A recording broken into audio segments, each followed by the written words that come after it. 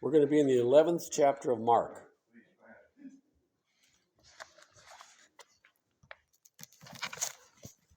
Mark chapter 11.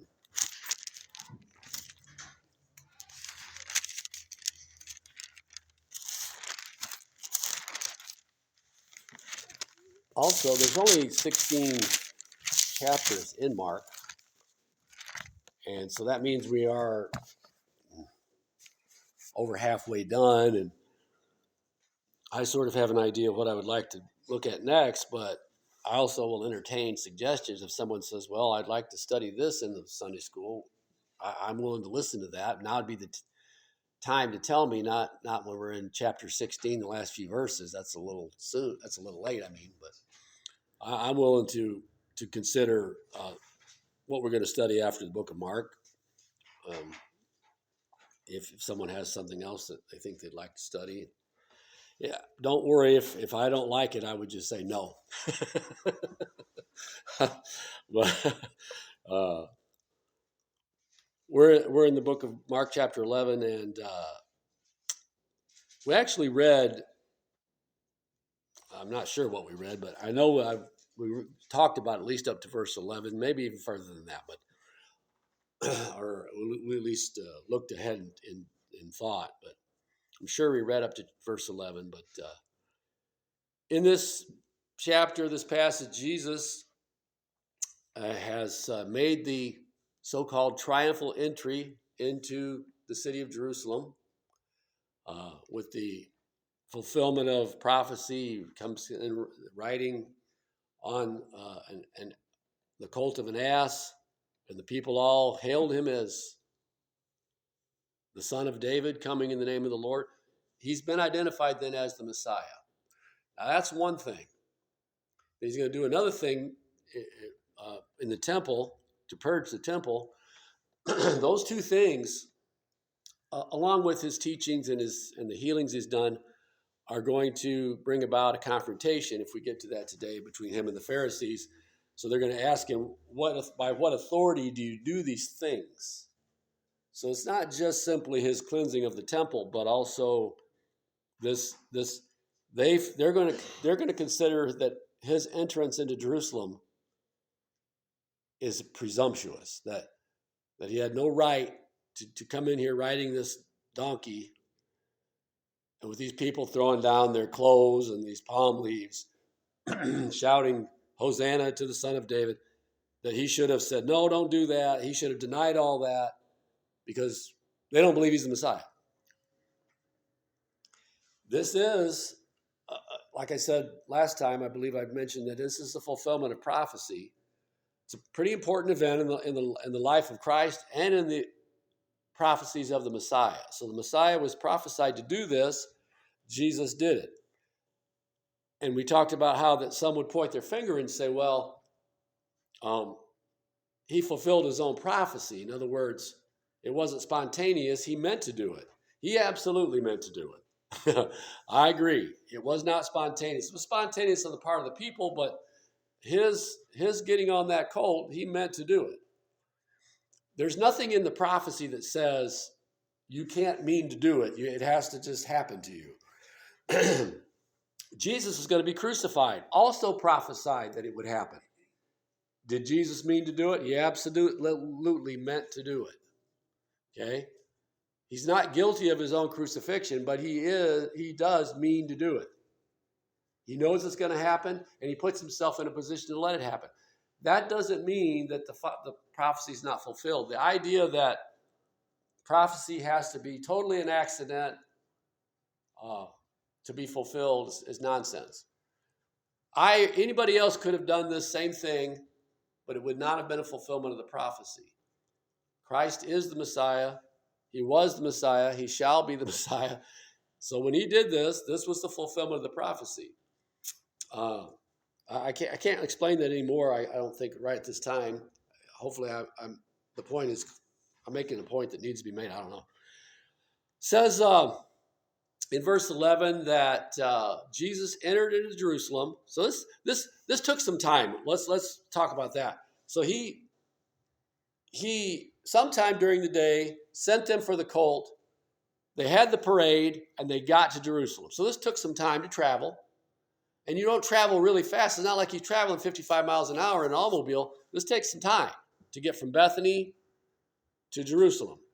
So Jesus entered the temple in verse 11, into Jerusalem and into the temple. And when he had looked round about upon all things, and now the eventide was come, he went out unto Bethany with the 12.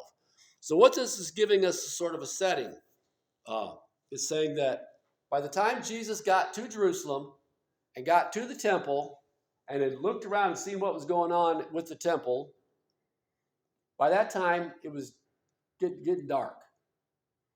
So he said, well, in other words, let's go back to our camp or to our friend's house. Maybe they were staying with a friend, but it's in Bethany is where they're staying. So it's a little bit distant from the city. It's not in the city proper. It's outside the walls of the city. So it's just giving us a setting. That was the first day. He looks around. It's about dark. All right. He goes back home. So he knows. I mentioned this last time. I believe Jesus already knew what he was going to do, but he's going to wait till the next day to do it.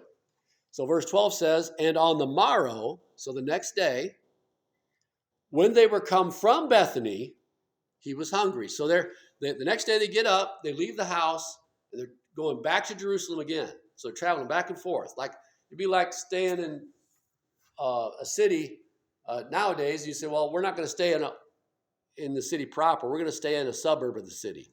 And then we're going to go back into the city and do our thing, and we're going to go back, stay out in the suburb. And then we're going to go back to the city. They're going back and forth. It says he was hungry. Now, that's important, obviously, because it tells us, leads to the story that we're about to read, what happened.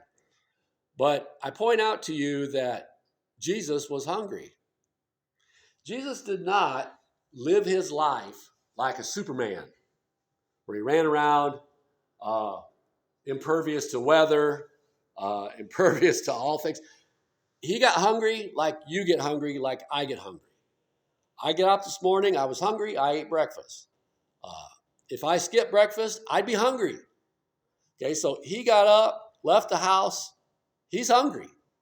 So it's important that you remember, we all remember that his humanity. So this was to get hungry is part of being in this body, okay? When Jesus gets his glorified body later on, so we expect the same thing for ourselves. Doesn't say he was hungry, but it does say he had the ability to eat and drink. So somebody said, well, we get to heaven, the Bible talks about Jesus set us a banquet table. What's the purpose of that? We won't need food. Well, we're going to eat and drink. So having that new body does not stop you from sitting down and eating and drinking. It may stop you from actually needing to, but we don't know about that. But here, if Jesus didn't eat, eventually what would happen? He would faint and starve and die. So he has to eat like other people do. And he was hungry. Now we get to this account of the fig tree. We kind of mentioned it a little bit earlier, or last time we met, had class together. And seeing it, verse 13, and seeing a fig tree afar off, having leaves, he came, if haply means like perhaps. So it was perhaps, it was chance. Haply he might find anything thereon. So that's not hard to understand, is it? He's walking along, he's hungry, and he looks up, and he sees at a distance this fig tree covered with leaves. And so he says, I'm going to walk over that way, out of the path, stop what I'm doing. I'm going to step aside and get me something to eat maybe. But notice what it says next. And when he came to it, he found nothing but leaves, for the time of figs was not yet. So we have some choices here. We talked about this last time too. Either Jesus is extremely ignorant person and thinks that he can get figs anytime off of a fig tree, or he knew that this was not the time of figs, or he knew that it was not the time of figs, but maybe, just maybe, there might be some figs already on there, but they're not. It'd be like apple season. We talked about that. You don't go in July or in June and say, I'm going to get me a nice ripe apple. It just don't happen. If you go in April, you're going to get blossoms. If you go in August or September, there's apples. There may even be apples before that, but they're not ripe. They're not ready. And you can eat green apples, but you may not like the results. So what is this all about? Well, it's not about, this is not an argument about whether Jesus understands agriculture, but I'm sure he understood agriculture fine. I'm sure he knew that this was probably not going to find figs. It was a chance he was taking because he was hungry. And, but of course he had something else in mind. And no one seemed to understand it. And Jesus doesn't explain it. So let's look at it. So he comes to this tree. It's covered with leaves, but there was no fruit on the tree. It was just full of leaves. And it wasn't time for the tree to really have figs anyway. And Jesus answered and said unto it, verse 14, no man eat fruit of thee hereafter forever. And his disciples heard it. So it kind of looks like this. It looks like Jesus said, hold on a minute, I'm going to see if I can give you some figs. And there might have been some disciples who said, okay. And they stood there and waited. I'm sure some of them looked and said, he ain't going to find no figs. It's too soon. But they just stood there and waited. And when he spoke to that tree, they heard it. They thought to themselves, that's strange. Cursed fig tree. But they weren't involved. It just says they heard him. They overheard what he said out loud. And he did say it out loud. He stood there and pronounced it out loud. That means he wanted them to hear it. But if that's all we understood about this, we'd say to ourselves, well, he got peeved because he didn't get figs, got mad, and cursed the tree. This doesn't fit, folks, with Jesus. That doesn't fit with his way of doing things. It doesn't fit with his attitude. It doesn't fit with him being the Son of God. It just doesn't fit. So what is going on there? Let's go and read 15 and 16 and maybe even 17. Go on and read some more. And I'm going to try to remember to go back and talk about that. But I think it would help us. But before I just told you what I think about that, to read on and see a little bit. So he's made this pronouncement on this tree. And like I said, if you're just with him, you think, man, he's mad. He cursed that tree. But the tree's still standing there. And they come to Jerusalem. So they're back. But it's the next day and it's earlier in the day. Verse 15. Chapter 11, verse 15. And Jesus went into the temple and began to cast out them that sold and bought in the temple, and overthrew the tables of the money changers and the seats of them that sold doves, and would not suffer that any man should carry any vessel through the temple. And he taught, saying unto them, is it not written, my house shall be called of all nations the house of prayer?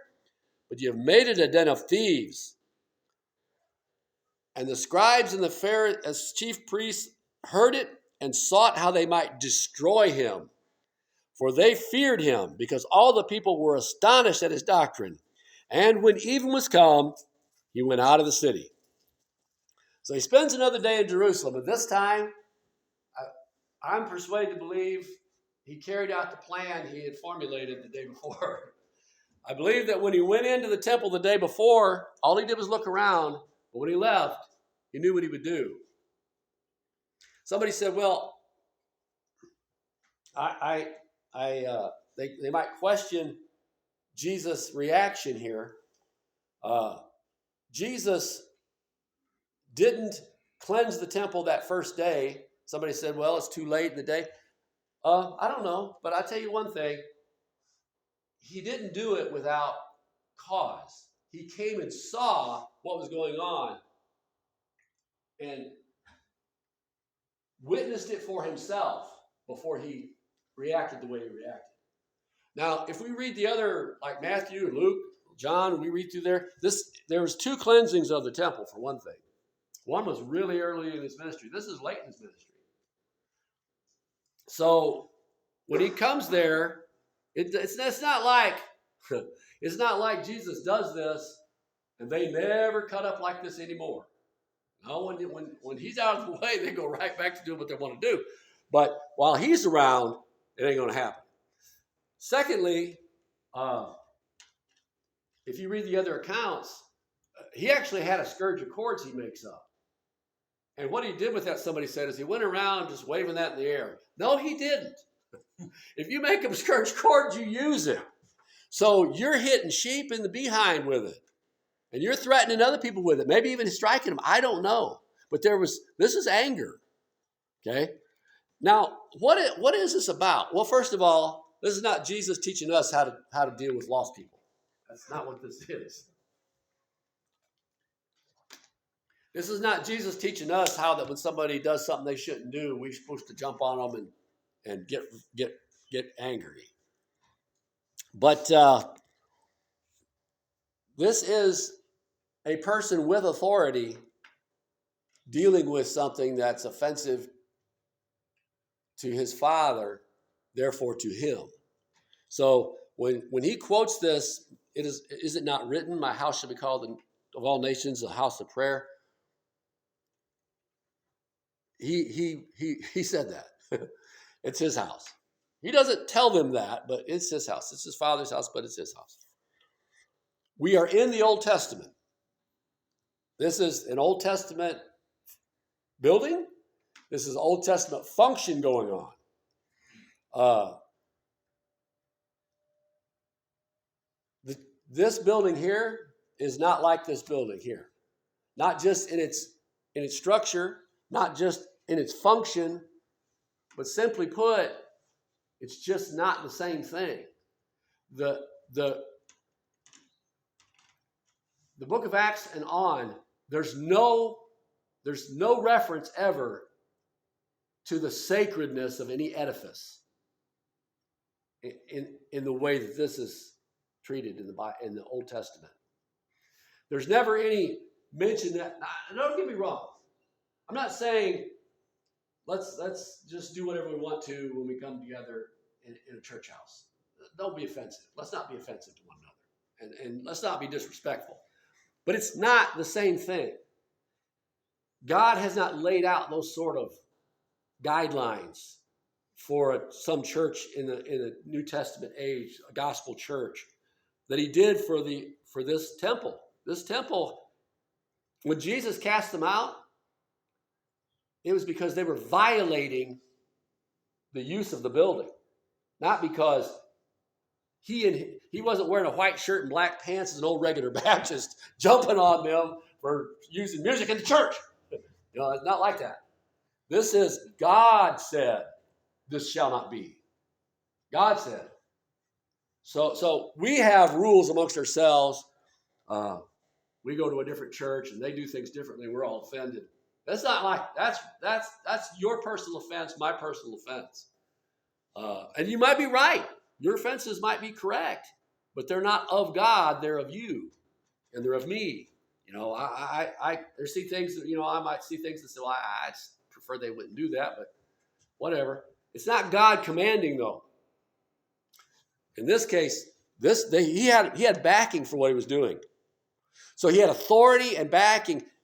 There was a purpose in it, and the timing was right, and he was the right person to do it because he was God.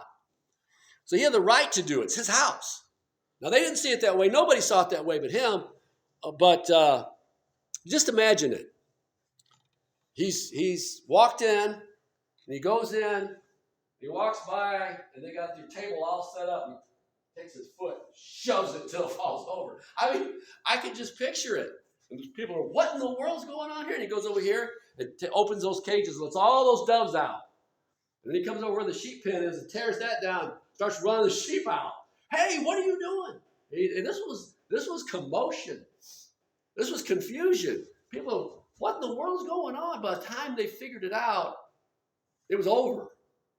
Not over in that Jesus was gone, but all that he did was over, and there was kind of too late to fix it back. What are we going to do now? Also, remember this: the people that were doing this, do you really believe that they thought they were in the right, or that when he turned it over, they realized I've been had?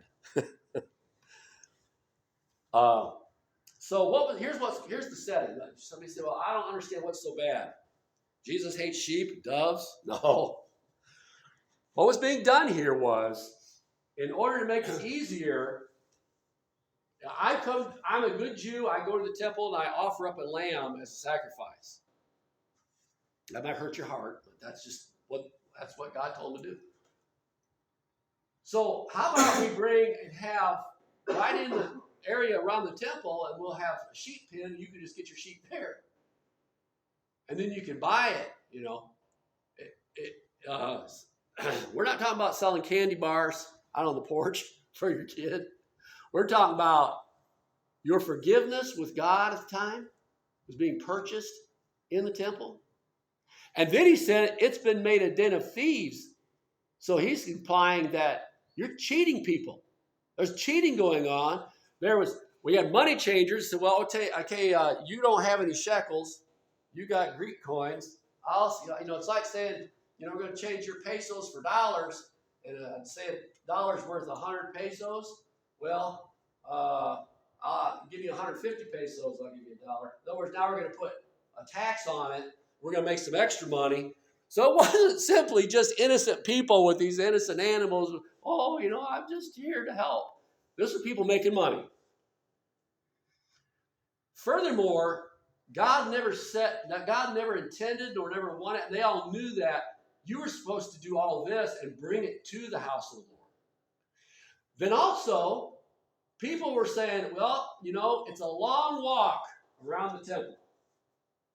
So how about we just, I can save a lot of steps, just go right through there. So now we got traffic going in and out. And no doubt you've got people stopping and just chatting and stuff and talking about the events of the day, and you've got people just it's like what would we call desecration of a sacred place. Again, I don't know how to liken it, because the New Testament after the Gospels from Acts to Revelation don't address a Christian place of worship like this. It doesn't put it in the same vein. It doesn't talk about it as though, I'm not saying those buildings didn't exist and that people didn't have awe for certain edifices, like, this is the temple of Baal, or this is the temple of Zeus, or this is even this is the temple of the Lord. And they went a little bit too far with it. But I'm saying the text of the scriptures doesn't say, the Apostle Paul didn't say, now you church here, you need to be more reverent when you come together and not be chewing gum and getting on these pews, because this is the house of the Lord. Now I feel that way, but there's no scripture for that. Okay. But in the Old Testament, this temple, Ed, you couldn't do those things. It wasn't allowed. You're going to get God upset. That's the way for lack of a better term, the religion was set up. The dealing with the Jews was an awesome, scary thing to come to the temple and bring your sacrifice, because the potential was that God was going to say, I don't accept your sacrifice. I mean, they wasn't guaranteed that he was going to accept it. The Jews began to say, well, just as another example of things that you could do wrong, if you brought a sacrifice, a lamb, and it was blemished, God would reject it. The priest would reject it if he was a good priest. He'd say, no, go back and get something else that's not worthy of this. I'm trying to make sure I don't make out like somehow that we're still in the Old Testament, but this is surely the Old Testament. Jesus' reaction is an Old Testament reaction. He's saying we're not having any. This is when he quotes that and says, "Is it not written, my house should be called a house of prayer?" You got to go back. I think it's the book of Isaiah. You go back there and you can read that.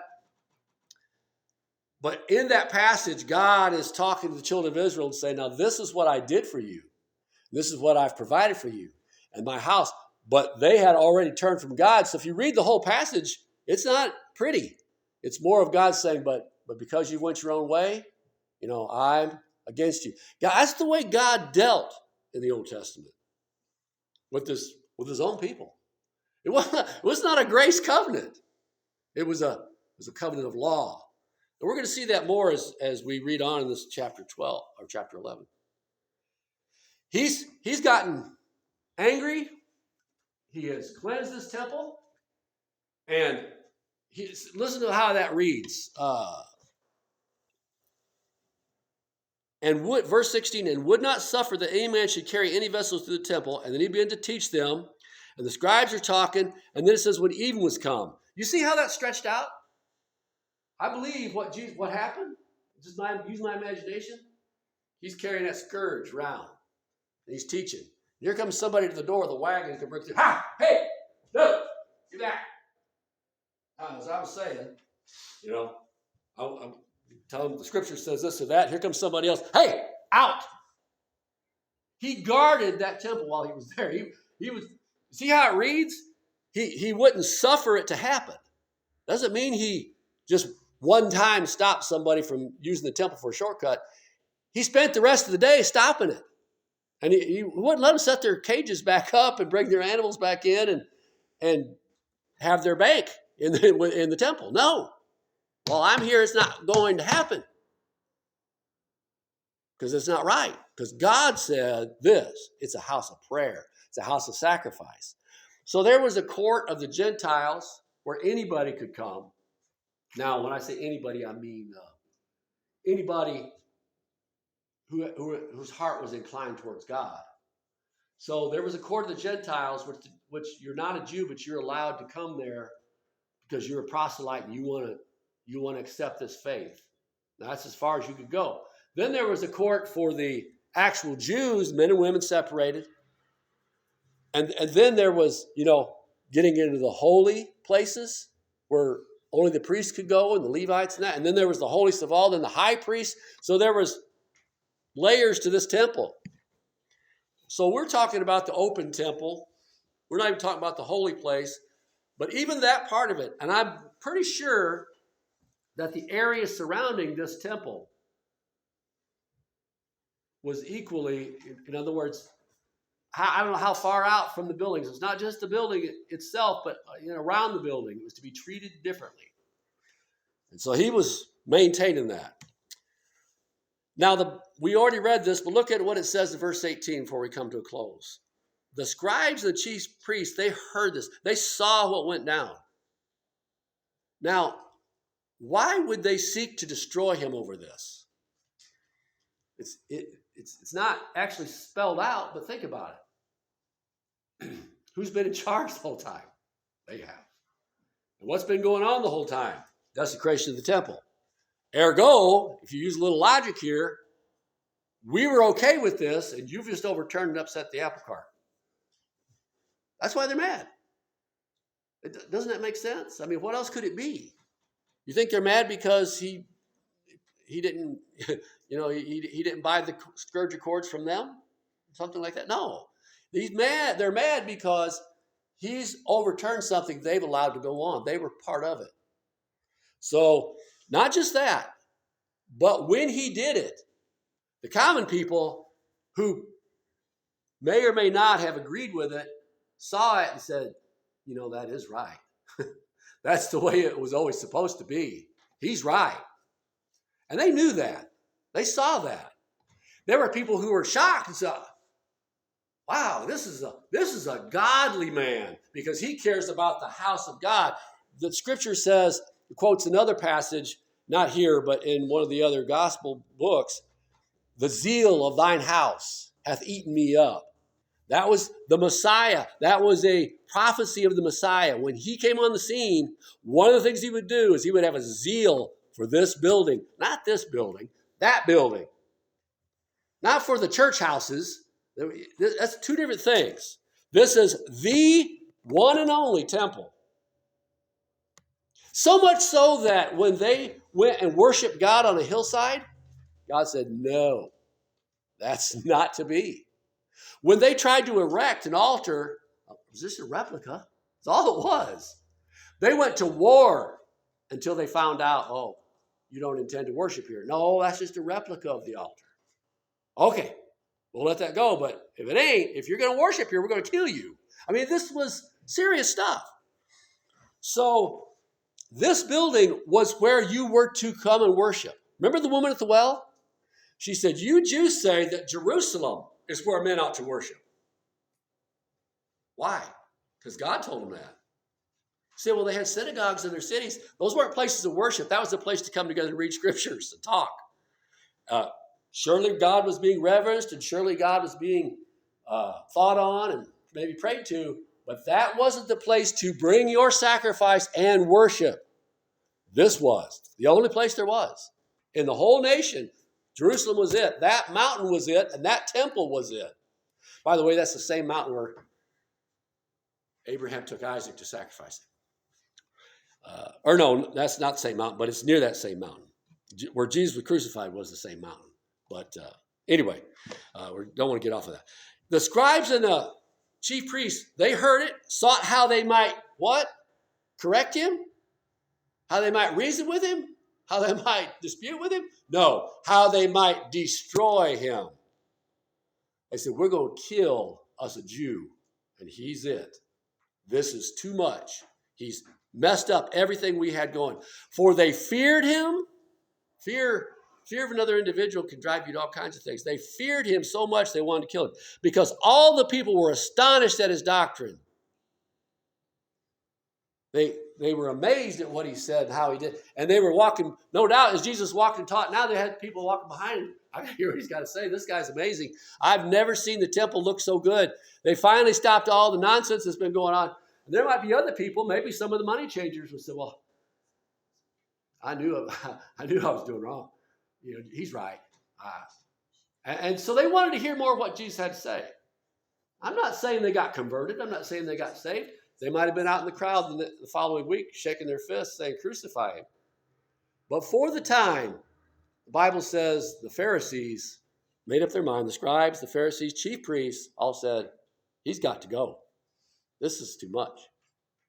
And so that explains what they say later when they come to him, say, by what authority do you do these things?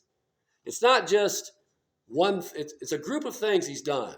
He's taught the people. He's done healings. He's raised the dead. They've heard all this and told him not to do it on the Sabbath day, all this kind of thing. Then he comes into Jerusalem, in their minds, pretending to be the Messiah, riding an ass colt. Where do you get off doing that?